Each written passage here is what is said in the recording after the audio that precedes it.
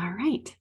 And welcome, everyone. Thank you for joining us. I'm really excited to be able to share with you resources that I've been pulling from for a long time and let you know Avery Davis Lamb a little bit more, because I've been really excited to hear and watch the progression of Avery's work over the past, I don't know, 5 or 6 years since I first saw some of the work that he's been into. And I'm just excited to share this with you. And I will hand the baton over to him soon. But first, I wanted to share with you, as you're all kind of introducing yourself in the chat, I'm going to share, I hope this comes through okay.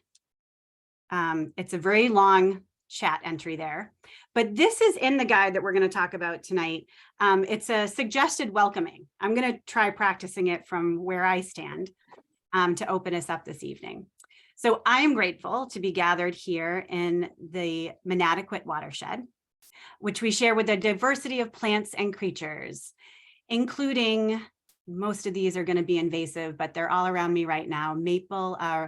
Norway maples, hawks, some wood rats. We know we have some red rats.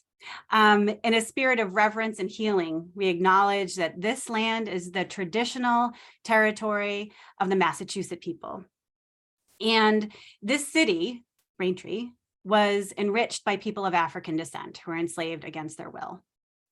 May our words and actions heal and nurture our relationship with all our neighbors and uphold our shared responsibilities to one another in this watershed where we gather today. So welcome everyone to this space wherever you are, and I will share that as part of our follow-up post so that you can use it, but it's all really in this guide, which Avery's going to go through tonight, and that was really helpful to have, so thank you. So I want to introduce Avery as to when I first saw some of the work that he was doing. I got so excited because it was visual, and anybody who's seen our website, you know that I'm really into visuals. And for many years, I feel like whenever I brought up the whole idea of church working with creation care, people just didn't get, well, really, what does the environment have to do with church? Like, do we really have to, it's science, it's politics, it doesn't have to, not everything has to fit in church. And so constantly trying to bring the idea of the intersections between, yes, how we take care of people and the most vulnerable has to do with caring for creation as well. I'd always try to use words. And then I saw what Avery was doing, and their maps and their picture, they're literally, these maps show where creation is intersecting with congregations, sometimes and not the best ways, when natural disasters actually impact and take over a congregation, and how does that congregation react? That's what I really appreciate about Avery's work, is that really bringing the most practical sense of these intersections together, but layering it in a way that is spirit building. So thank you, Avery, for joining us tonight. And I also just want to thank you. Before you were working with Creation Justice Ministries, but now you're a co-director of Creation Justice Ministries. And this organization is one that the ELCA has been partnered with for since inception, really. It's a collaborative. So I'm really grateful to lift up all of your work. So I will hand it over to you, Avery. Thank you. Great. Well, thanks so much, Phoebe. And thanks to everyone for joining this afternoon or this evening, wherever you're tuning in from. It's good to be with you. I'm joining you from the Third Fork Creek watershed, the lands of the Eno, Saponi, and Occaneechi people in present-day Durham, North Carolina. As Phoebe said, I'm one of the co-executive directors of Creation Justice Ministries. And yes, the ELCA was a founding member of Creation Justice Ministries. We came out of the National Council of Churches, and we were formed, it'll be 40 years ago next year, that the Eco-Justice Working Group of the National Council of Churches was formed, on which the ELCA had a representative and has been with us since then. So grateful to you all, grateful to your tradition, grateful to Phoebe and Lutherans Restoring Creation, certainly a treasured partner for us. For those of you who may not be familiar, our mission at Creation Justice Ministries is to educate equip, and mobilize Christian individuals, churches, and communions to protect, restore, and rightly share God's creation. I mentioned that we are an ecumenical organization, so we have 38 different Christian communions and denominations represented on as part of our membership, and that ranges across the theological traditions of the Christian church. So it includes obviously the ELCA and other mainline traditions, historically Black traditions, Peace Church traditions, Orthodox communions, and others. And today I'm going to be sharing with you a little bit about what it means for us to weather the storm in a time of climate change. What does it mean to be faithful in the midst of the spiritual, social, and physical storms that are disrupting our lives and that are disrupting the lives of the people we love, and the beauty of the places we love? And indeed, these storms that are breaking out around us have a deep impact on the life of our church, because as we'll see later, they do present a physical, a material struggle for the church, but also they are impacting and in many places devastating the communities for whom our churches are called to serve and are actively engaged in mission and ministry with. And we don't have to look very far to see the reality that the church is at the center of climate disasters. And this is both in a literal and physical sense, as we see here, the aftermath of Hurricane Matthew in Charleston, South Carolina, one of the many fires in Southern California. I don't even remember which one this was from.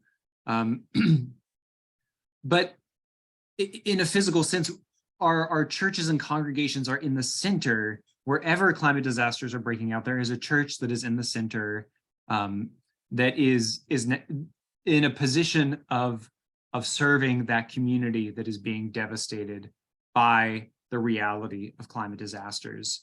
And we have to contend with the reality that these climate disasters are here and that they will continue to worsen. And of course, there are things that we can do about it, and we'll discuss that. There's a strong connection between what we do now, but we have to contend with the reality of climate disasters and the need for faithful resilience, the need to be faithful in building climate resilience in the face of the oncoming storm. So these realities are what led us to launch the Faithful Resilience Program at Creation Justice Ministries. I've used some of this language already, but I just want to share with you all the question that is at the center of the Faithful Resilience program at Creation Justice Ministries, and that is this: how can churches be hubs of climate resilience in their community, helping their neighbors weather the physical and the spiritual storms of the climate crisis? So we know that these storms are not just impacting the physical and material needs of the people around us, but there's a trauma associated with going through disasters. There's the grief that we feel at the loss of people and places we love. We need places to lament and to grieve as much as we need places to go when we are displaced from storms. And our churches can be those places. So I want to start here also by defining what I mean by climate resilience. Resilience is a broad term. It means a lot of things. It's a pretty popular term right now, especially in climate and environmental circles. And so I want us to get clear at the beginning about what I mean by climate resilience. The definition that I use comes from a report called Pathways to Resilience from the Kresge Foundation. And they define it as climate change mitigation plus adaptation plus deep democracy.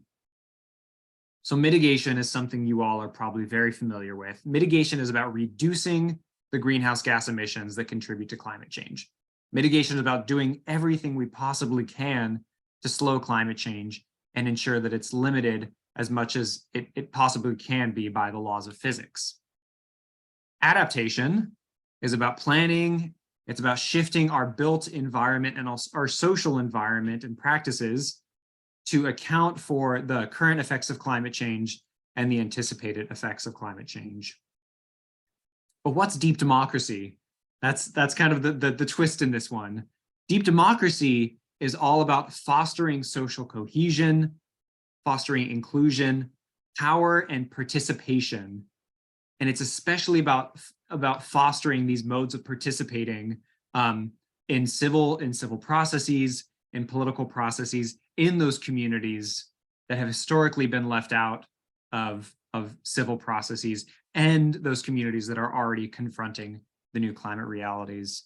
And what we know is that often those communities are overlapping. Precisely those folks who are left out of consideration in political processes are also those who are on the front lines of experiencing the impacts of climate change. So in order to truly have climate resilience, we have to slow and stop as much climate change as we can.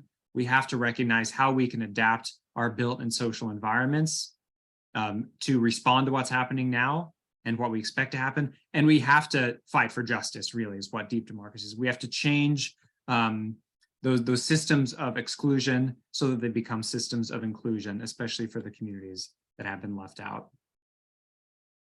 One shorthand that I also use in defining resilience is, resilience is often interpreted as bouncing back after a disaster. This idea that, a community is so resilient because they can quickly bounce back to where they were after a disaster. But we don't just need to bounce back after disasters, because the systems that create the disaster are still going to be there when we bounce back.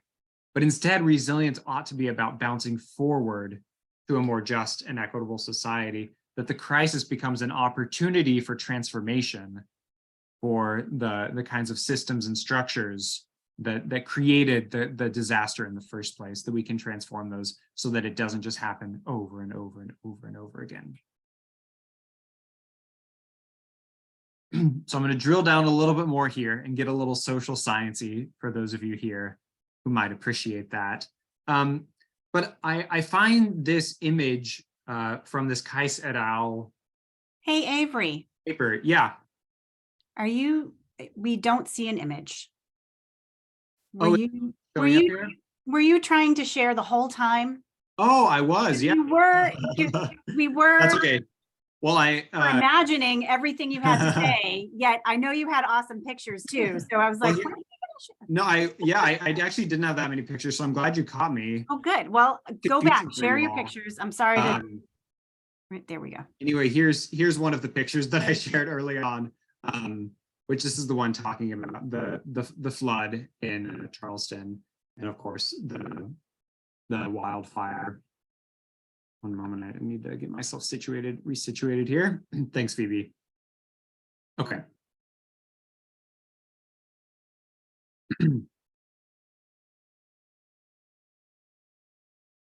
So here's the image that I queued up for you all.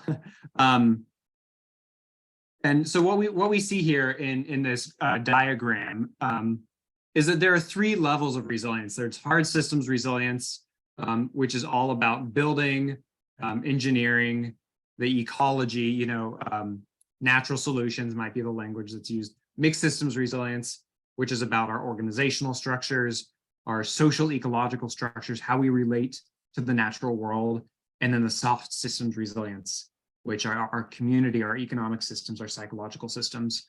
In other words, resilience is all about land, ritual, and people. And we know the places that are great at having plenty of land, an abundance and deep history of ritual, and where people come together, and that is our churches. And so what I'm trying to show here is that our churches have the assets, have the capacities that are needed for building hard systems, mixed systems, and soft systems resilience. But it requires a change in thinking and understanding that we do have that ability, and that in a time of climate change, it is indeed an important part of the mission of the church to leverage those abilities and those assets in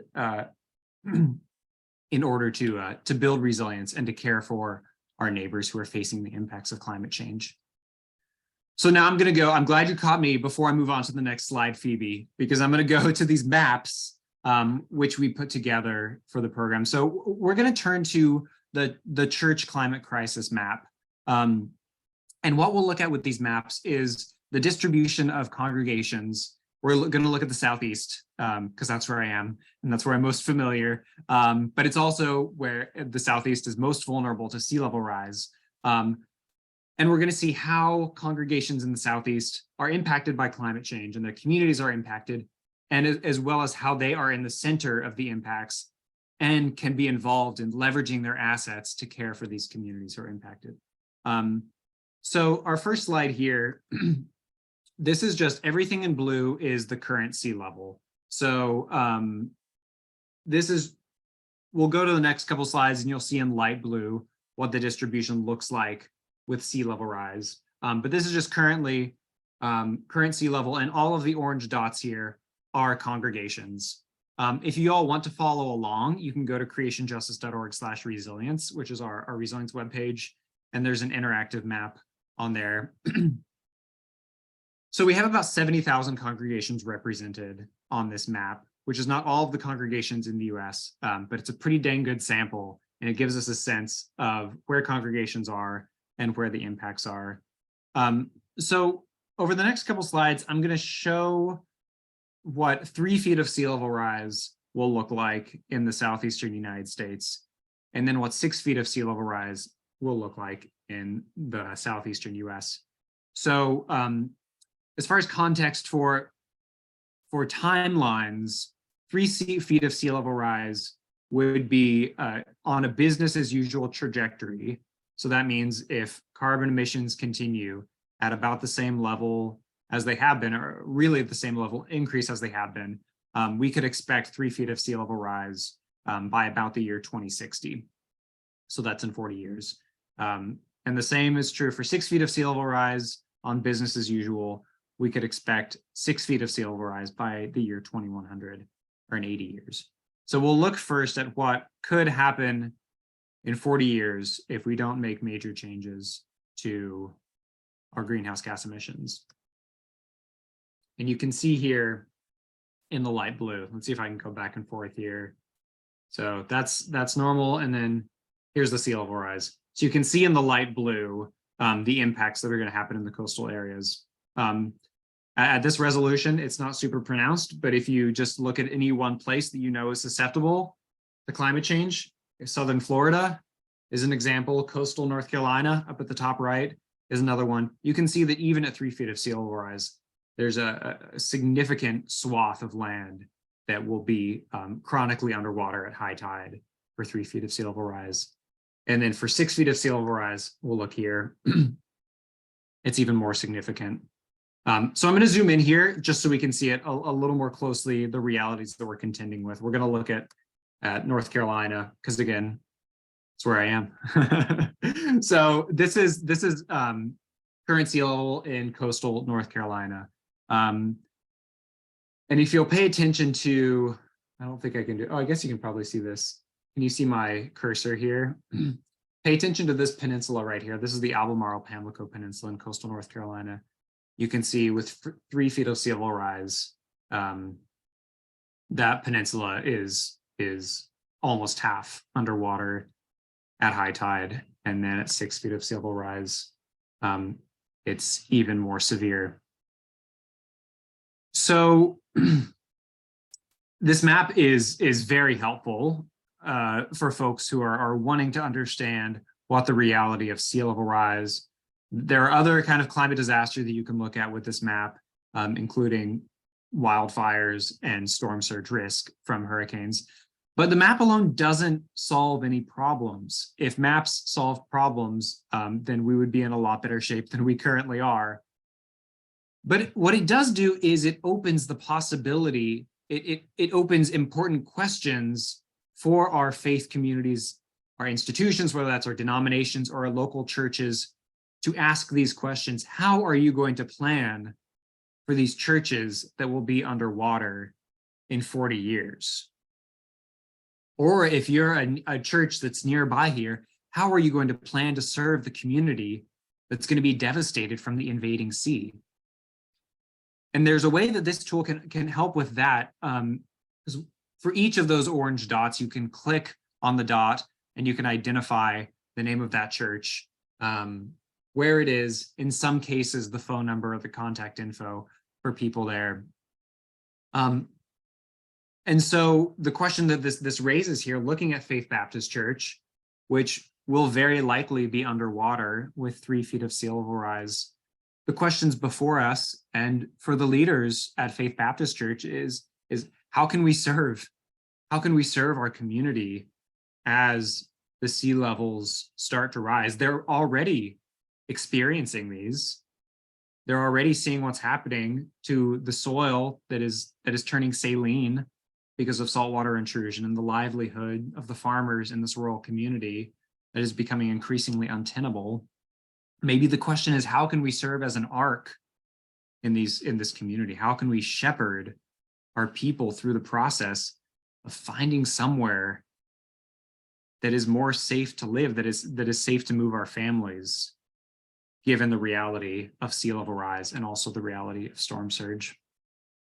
A congregation like Macedonia AME Zion Church might have slightly different questions. It's not going to be likely, it's likely not going to be flooded at 3 feet or even 6 feet of sea level rise.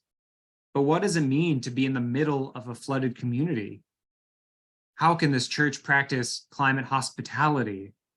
How can it practice solidarity with those folks all around it that are going to be underwater? What choices can it make now so that when severe flooding does come, it's ready to help its community? It's made the hard decisions. It's made the preparations so that when the day comes, it is ready. And the people there know where to go. These are the kinds of questions that I'm convinced will define the witness of our faith over the next century. I'm pretty convinced that a lot of Christian leaders struggle with how the church can remain relevant in such a time of change. And I think the answer is, one way for us to stay relevant is to prepare for the oncoming climate crisis by building resilience in our community. We know that we have the assets. We know that in every church that is in every community that's facing climate disasters, there is a church. So what are we going to do about it?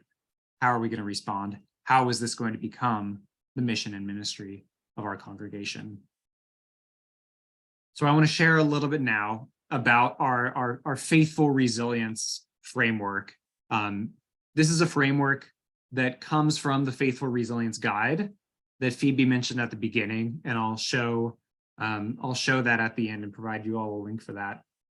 But in the Faithful Resilience Guide and in our work of Faithful Resilience, we have 6 themes around which we want to organize and resource churches to serve as hubs of climate resilience. I'm going to go through all 6 of these, and for each of them, I'll share a question and then an example I've seen of a resilient witness, a church that is putting these themes into action for faithful resilience. So the first one is land. So how can we change how we treat our land to care for our neighbors and build resilience? So we know that the land that our churches inhabit is holy land, that it's sacred ground, and that the seeds that we sow, this is both literally and metaphorically, the seeds we sow can flourish into hubs of life and diversity long after we leave. And so the stewardship of our land is not just something that is beautiful to look at or that provides joy for the people who are coming to our church. Certainly that's part of it, but it's also an act of worship to God, and it can be an act of resilient care for our human and our non-human community. So a couple of examples of churches that are doing amazing work around resilient land. One is St. Luke's Eastport in Annapolis, Maryland, which had a wetland on their property that when the church was built was turned into a storm drain.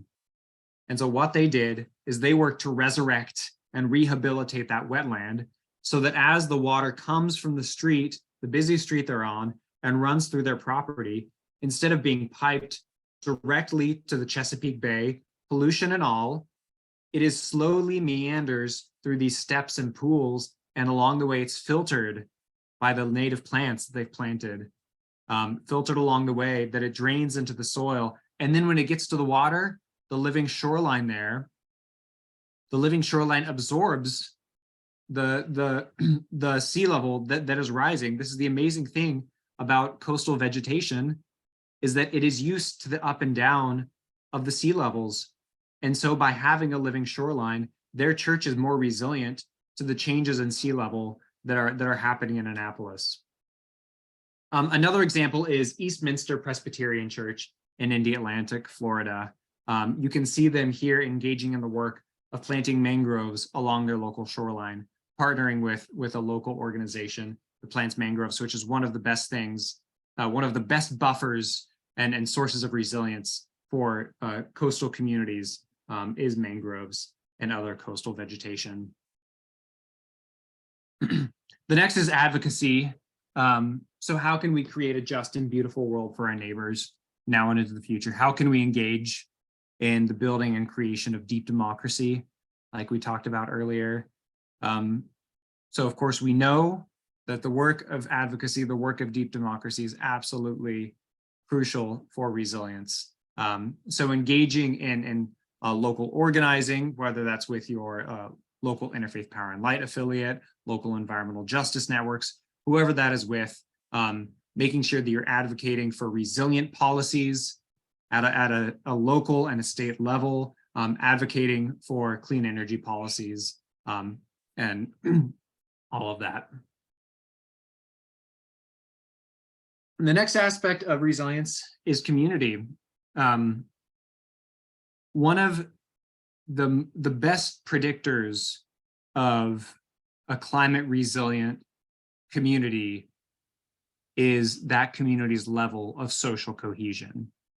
This has been studied in the academic literature, that one of the best predictors of a resilient community is how well you know your neighbors. And so then how are we preparing to support our local community? How are we building social cohesion in our congregations so that when disasters come, we have that cohesive community that is able to bounce back and to bounce forward following that storm? One example I'll share here is Crosstown Church, which is the church that you saw flooded at the beginning from Hurricane Matthew. Crosstown Church is a congregation in Charleston, South Carolina, that was flooded 3 years in a row from hurricanes. And after the third year, they said, we're not just going to rebuild, we're going to figure out what's going on so that we don't have to do this again, and so that our neighbors don't have to deal with this again. So they commissioned a hydrological study. They hired a hydrologist to do a study in their neighborhood of Charleston and see what was going on. And what they found out is that in addition to the intensifying rain events and the intensifying hurricanes, which were dumping more rain, unsustainable development upstream, which means the parking lots that were being put in to support the strip malls and the subdivisions upstream, meant that all of that water, instead of being soaked up by the soil, was flowing straight down into their Bees Ferry neighborhood. They shared that study with the mayor of Charleston, and the mayor asked the pastor of the church to serve on the permitting board for the city of Charleston. And so he was the one who said yes or no to the folks who wanted to do upstream development. And because he had the passion and the care for his community, and because he knew firsthand the effects of unsustainable development, you can bet that he was not going to allow any unsustainable development happening again upstream. So these are the kinds of ways that we can be involved in love and social cohesion in our community. Of course, an extremely important aspect of climate resilience is migration. So how, in the midst of all of the creatures, human and non-human, who are being displaced from climate change, how can we welcome those creatures? I used the language of climate hospitality earlier. How can we practice climate hospitality right now? I want to share a little bit more about the image on the right here, which I think is really important for us to talk about. So this is coming from an article published in PLOS One in 2020. You can see the reference at the bottom there.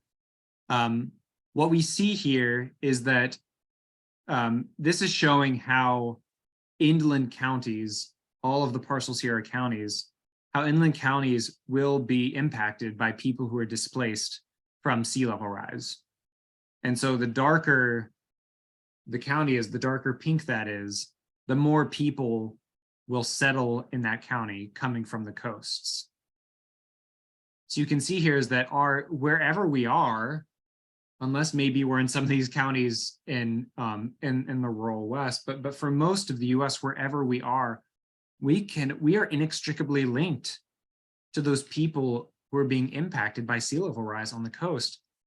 And you can expect that when those folks are leaving and when they come to our cities, they ought to be welcomed with open arms, with open doors, and with church communities who are ready to welcome them in.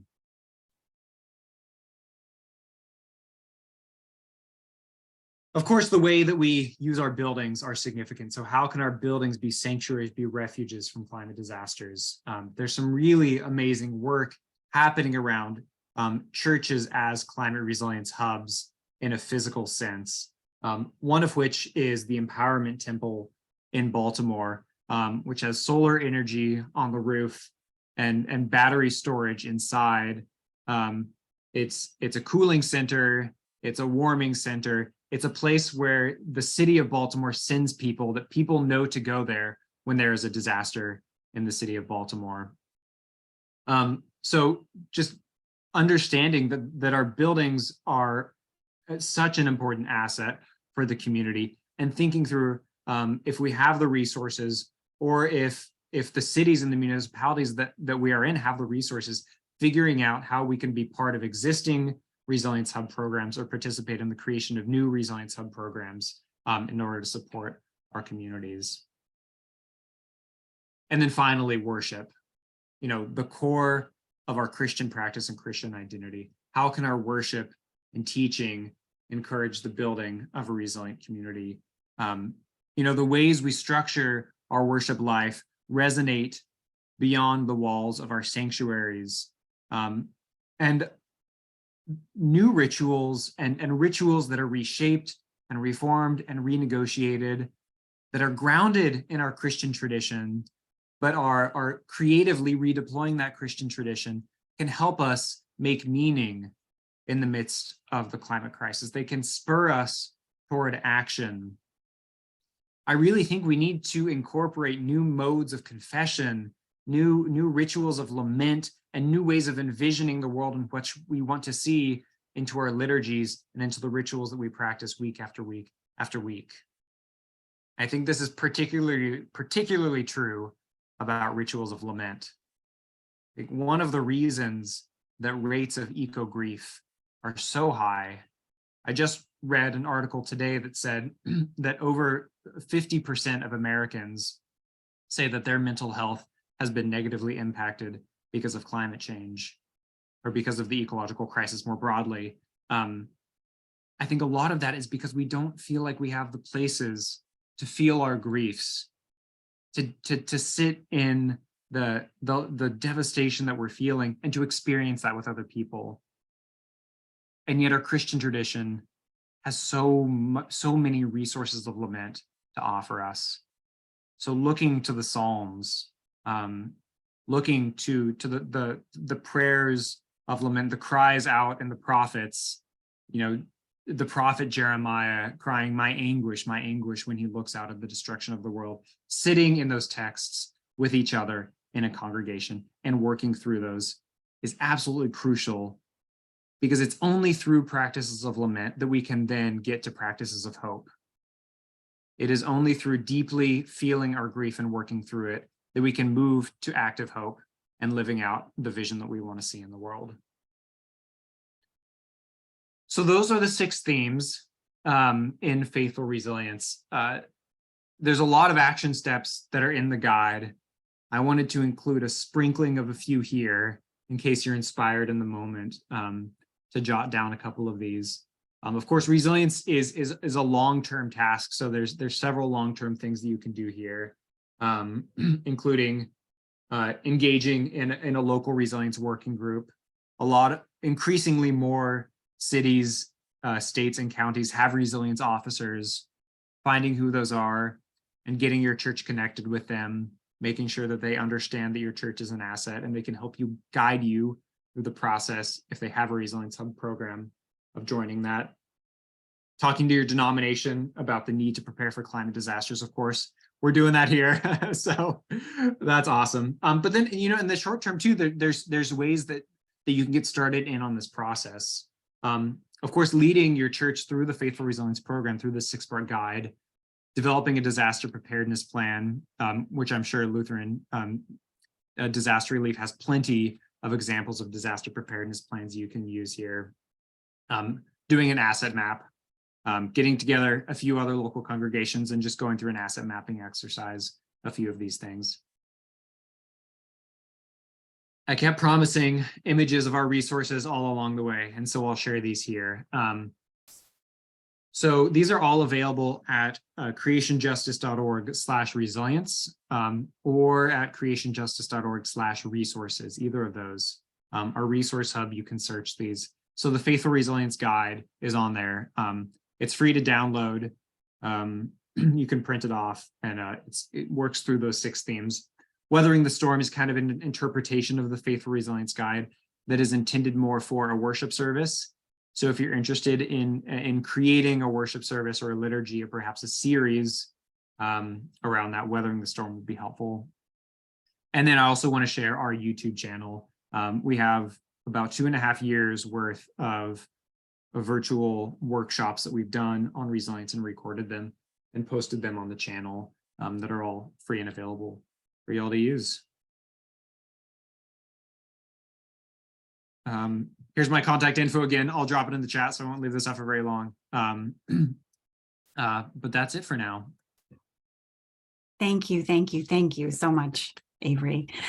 I'm excited to see that. I know that there are some people, probably some people I don't even know, who have experience with Lutheran Disaster Response and can speak a little bit to how this guide might excite them. They see intersections, but right off the bat, I know that in less than an hour ago, Lisa Brunskelley, who is our Texas chair of Lutherans Restoring Creation down there, she has been doing a study of this guide for at least 3 weeks, I think, Lisa. And I would love to hear from you as far as your perspective of being a practitioner using this guide with a small group and how that's gone. So if I can, yeah, go ahead. Can you hear me? Yeah. So I think this is the 3rd time that I have offered. It's an online, I structure it as an online course, right? Using the Faithful Resilience materials. I think this is the 3rd time that I've offered it, I believe. And since it's online, it attracts people from all over the country. People this time have registered from Ohio and North Carolina and Georgia and Texas. So it's a little bit different than if you would be holding it in your local congregation, right? So it's online and people are joining from around the country. The other thing that's a little bit different, just to be clear, is that I took Avery's lovely materials that he intended for churches and I modified them for use with an interfaith audience because I wanted to broaden the reach to non-Christian congregations. So just a caveat, they're his materials for the most part, but I did some modifications to make them more interfaith compatible, if you will. And I think the one of the best things about the materials is the fact that he approaches this from those different themes because different things resonate with different people. Like in the group that I have this time, there was one woman who was really, really interested in the climate migration aspect, right? And perhaps less interested in some of the other aspects. So there's different places for people to plug in. And I think that's a good thing because if you only came at this from one angle, you only have material then that's going to draw the people for whom that really resonates. So I think having this multi-pronged, I guess is the best way to put it, multi-pronged approach means that different people can find different ways to plug in that really resonate with them. And I think that's quite valuable. So I guess that's a little bit about my experience using the materials and how I've been using them. And I think, like I said, I believe this is the third time because I generally offer classes spring and fall. And I think the first time I offered this one was last fall. So it was offered spring this year, and now we're towards the latter half of the fall session for 2022. But that's, I think, kind of my high level summary of what I think is some of the compelling aspects of the material. Now, I have to be honest, I supplement what's in the Faithful Resilience with other materials that I know of that relate to the topic. So I do my own homework to provide additional resources to people that I think are relevant, but I use the Faithful Resilience as a basis for conducting the class. Awesome. Isn't that nice, Avery, to see it like just kind of grow? Yeah, Lisa, and I'm so glad to have you on a call because I've seen that you're doing this, and I'm so excited. So thanks for the really good work that you're doing. Yeah, bringing this to people and bring your own wisdom and expertise to it as well. That's wonderful.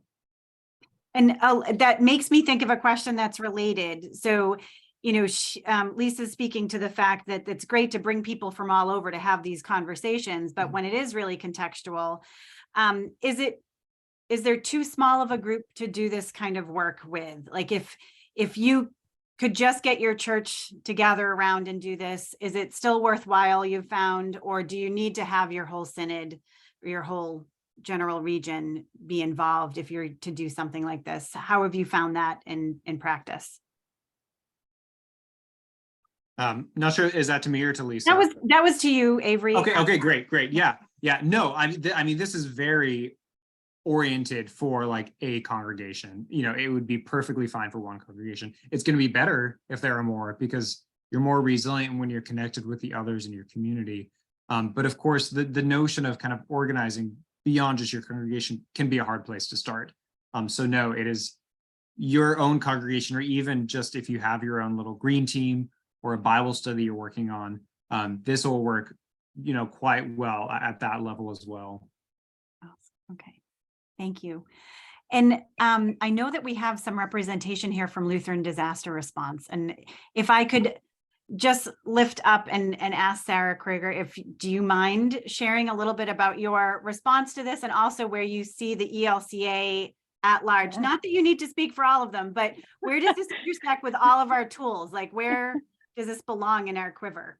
Yeah, I will be very clear that I'm not speaking for the entire ELCA. My name is Sarah Krieger. Hi, everyone. It's good to be with you all tonight. I am the Lutheran Disaster Response Resiliency Representative for the Western region. So essentially my area covers everything from Montana south through New Mexico west, which is a lot of states.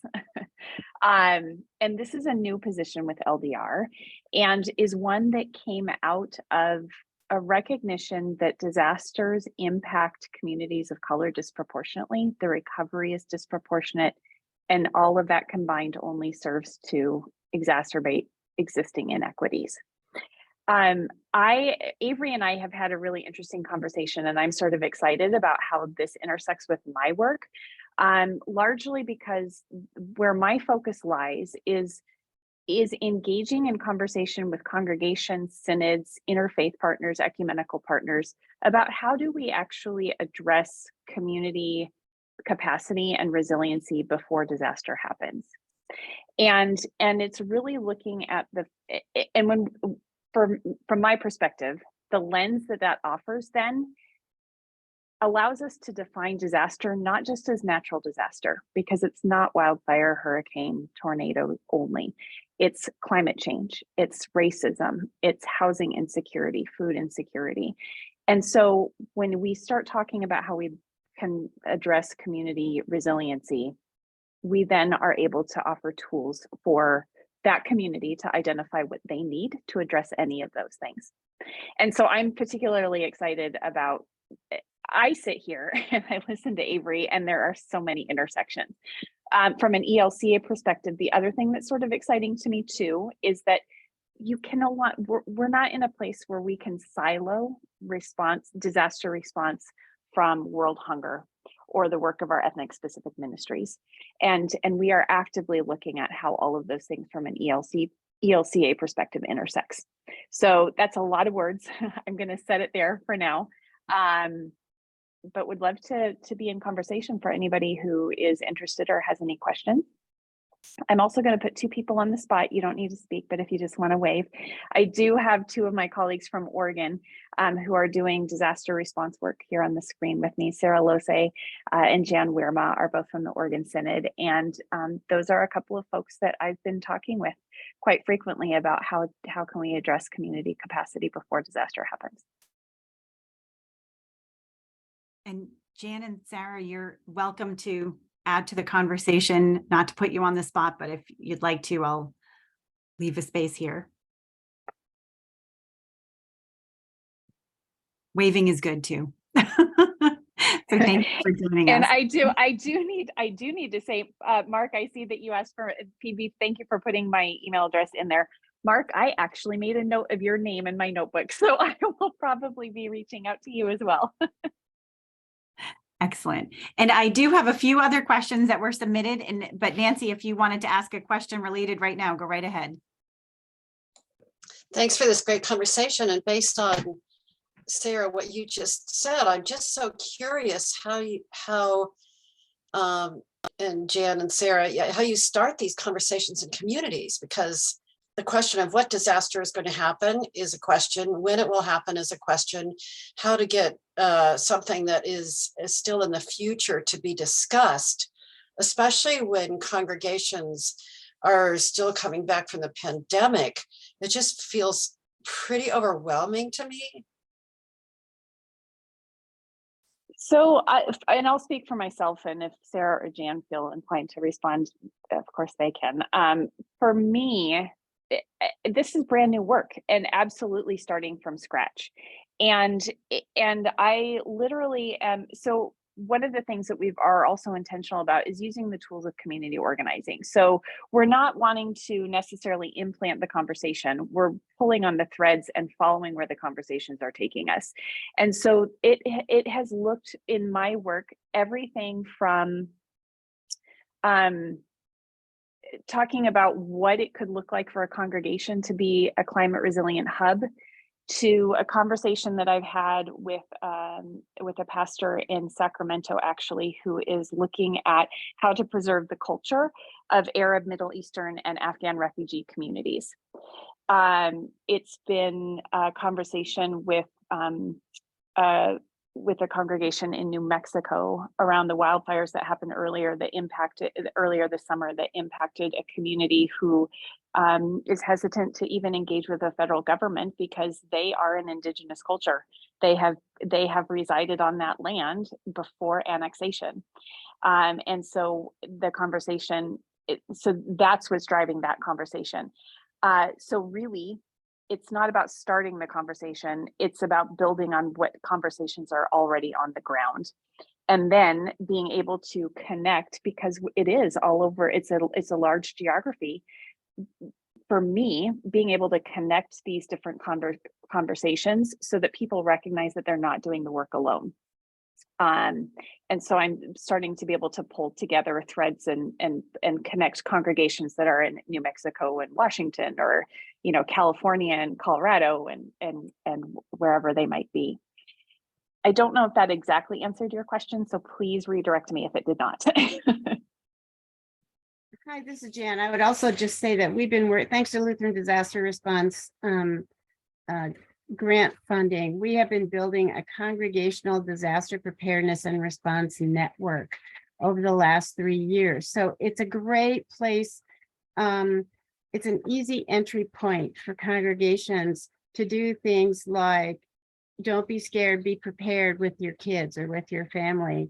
And starting with families has been a really good place. And now we have basically a self-directed learning community of congregations who are open to having deeper conversations as they do work, simple work, like talking about backup power and talking about how your congregation could be present in the local community and in a time of any kind of disaster, right? Not just a climate one, but just like Sarah said, disasters happen on different scales all the time. So that has been a place in our experience that people can come in the door.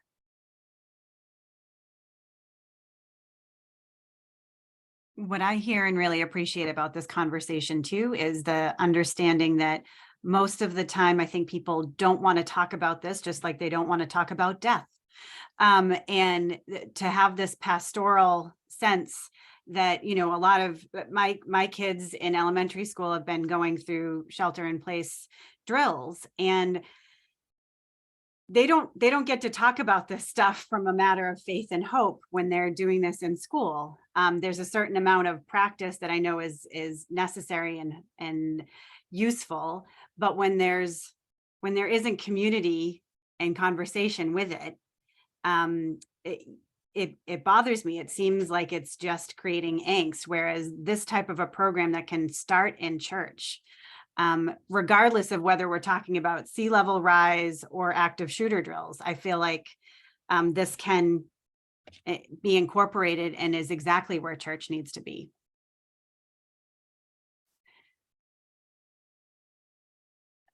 If there wasn't another follow-up to those particular points, Larry, who I see is on the, Larry Ryan, who is in Maryland as well, was just asking for kind of a specific, like, okay, if you're 2 blocks away from the sea, what is our plan?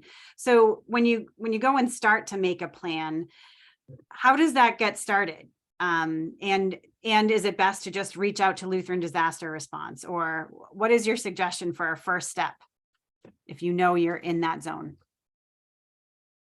I guess that's to you, Avery. Yeah, I'm interested if you just reach out to Lutheran Disaster Response, but I'll share what I would recommend. You know, I think it takes a little bit of research. So seeing if there are county offices or state offices that are working on resilience. I know in Maryland, there are a few offices that are working on this. I don't think there is an Office of Resilience in Maryland, but I think the Department of Natural Resources has a resilience initiative, or like a resilient coastal communities initiative might be what it's called. And so reaching out to them, seeing what their resources are, seeing if there is an existing resilience plan for your county, and then just seeing like how your church can plug into that plan. Often the best first steps to do are to plug into the existing efforts that are already happening in your area. There's, you know, once you kind of start down the road a little bit, there are often kind of streams of funding that you could find that either help incorporate natural resilience, whether it's constructing a rain garden or some, you know, removing permeable pavement, engaging in those acts of resilience. And then I know you only asked for a first step, but I guess I'm going through the full thing, is, you know, thinking through like your church as a resilience hub. So like, is there an existing resilience hub program or network for your county or state?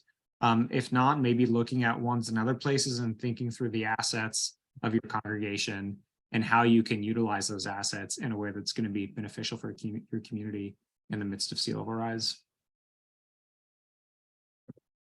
Thank you. That was very helpful.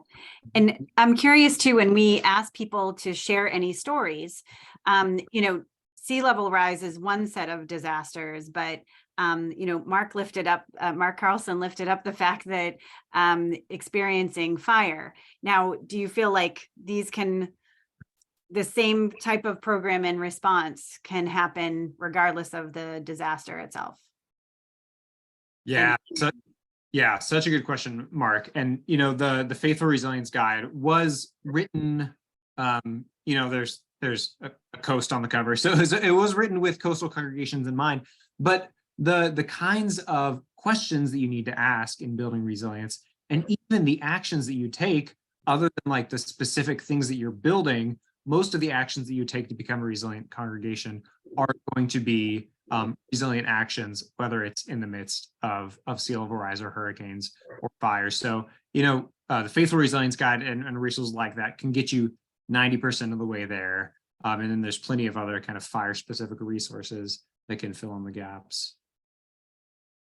Thank you. And Robert, I'll let you go. And I also want to note that I'm adding in the chat another kind of take and a whole other facet of what to think about with a podcast, Queering Resilience, that I'm going to add here to this group, and you can listen to it later. It opened up many more conversations that we could spend hours more on. Maybe we'll do another call on that, but go ahead, Robert.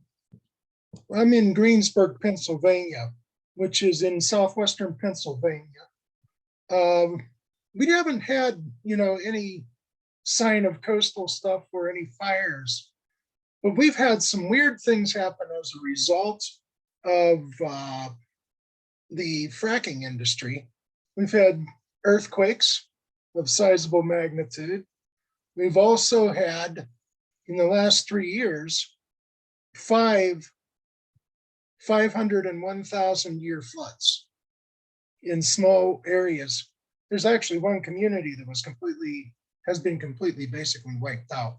Then the insurance companies will never cover their liability or property insurance. So those people are right now in shelters and likely to be there for a long period of time because it was a low income area. Those people were not going to be able to afford homes anymore else. That's the kind of thing we run into here. So our church was invited to become a shelter for Red Cross.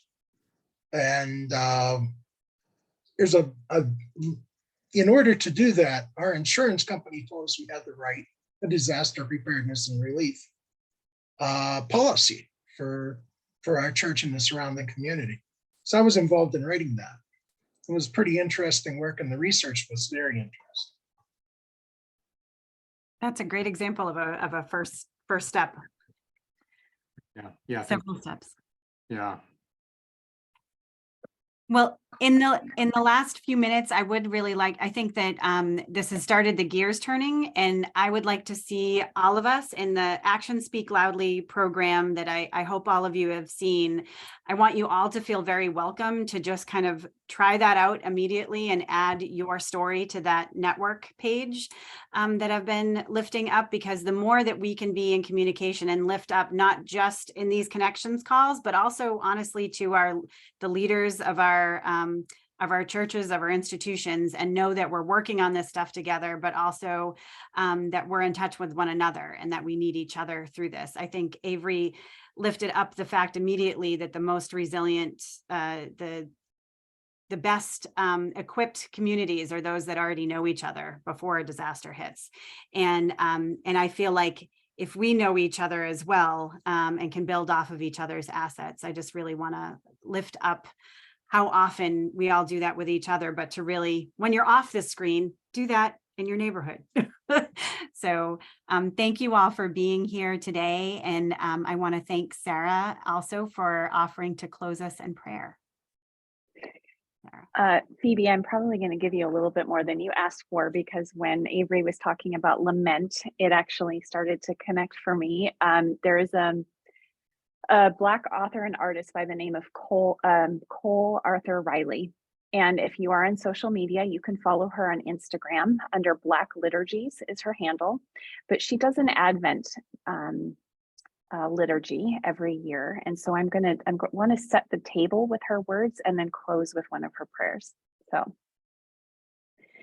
she writes, there is deep meaning in Advent, the 4 weeks preceding the birth of Christ, being located in the darkest corridor of the year. In winter, everything slows. Death is made apparent in nature as the trees and grass die. For those of us north, the sun becomes scarce, taking a toll on even our bodies as many of us endure an intensified depression. But in the inescapable dark, the sorrow, suffering, and uncertainty it can contain. What does it mean to be people who are never too quick to flip the switch? Never to hurry to turn on the light and rip us from our grief? Too often, our world, sick with toxic positivity and emotional numbness, seeks to rush us from our sadness before we are ready. We are told to lament, but do it quickly, so as to not disrupt our productivity, our utility, and our relationship to hope. But in Advent, we are granted space to hold our deepest pain, our deepest longings for healing and belonging and justice.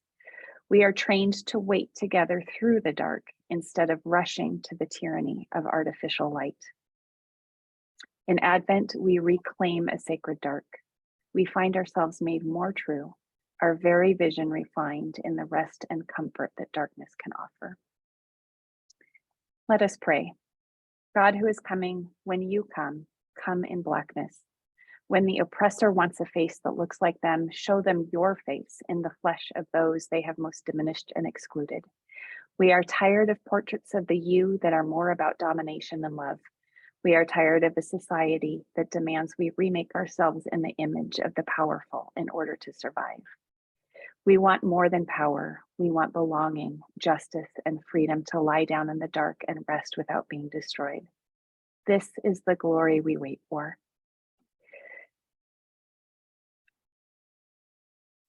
Not a God who delights in conquering the earth, but who came in tenderness to bring healing and liberation. So when our hope falters, let us encounter the face of this God in the face of those around us. Amen. Amen. Thank you. Please send that name to me and I'll make sure it ends up on the post as well. I will do that. Thank you.